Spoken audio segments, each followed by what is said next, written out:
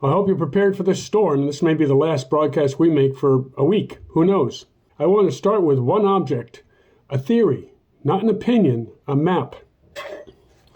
Now, this is not a fantasy map. It's not a movie prop either. It's a map drawn decades ago that imagines North America not as countries, but as a single system, no borders, the way we're taught to respect them today. Just land, resources, shipping lanes, energy flow, the kind of map that doesn't ask permission, it assumes control. I wonder why that's familiar. This map comes out of a 1930s movement called Technocracy Incorporated. A real movement, real people, real belief that democracy was inefficient and that engineers, managers, and systems thinkers should run our society. You might have an idea there. The idea was simple and dangerous. If you can manage energy and logistics, you can manage people. Now, let's look what's on this mysterious map, which there's a picture there for you. It includes the United States, Canada, Mexico, Greenland, Cuba, the Caribbean, and Venezuela. Possibly Colombia. Hold that shape in your mind, because when you turn on the news today, those are the exact places that a guy named Donald Trump keeps circling.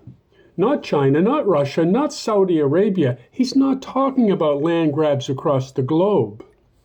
He's focused on the continental rim, Greenland as a purchase, Canada as leverage, Mexico as a valve, Venezuela as a resource problem, and the Arctic as our destiny. That's not ideology. That's map logic. Now, let's add another zinger here.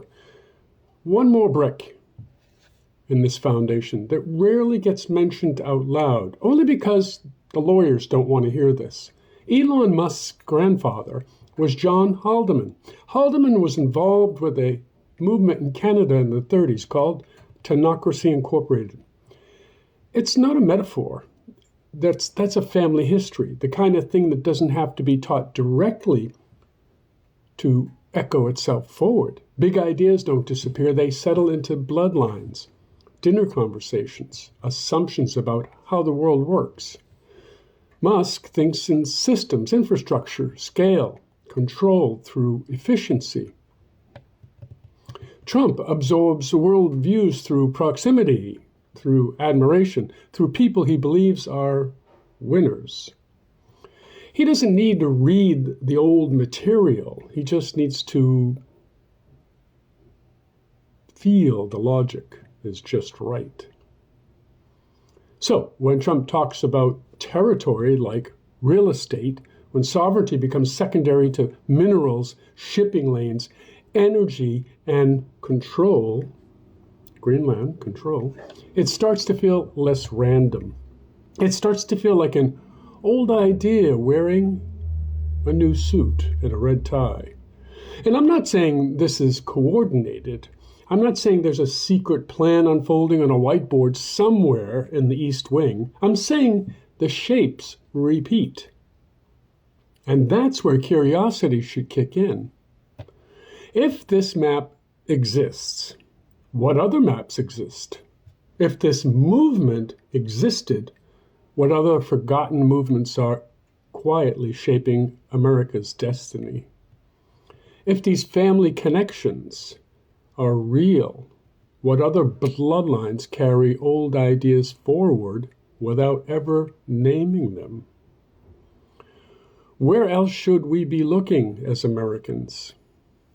Old journals, obscure organizations, marginal movements dismissed as fringe at the time, family histories that intersect power in strange ways, language patterns that keep resurfacing, the same geographic obsessions appearing again and again.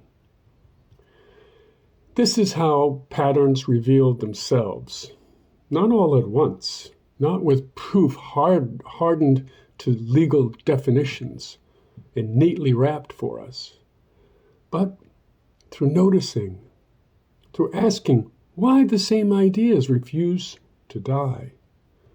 Once you see one map, you start wondering how many more are out there and who's still using them.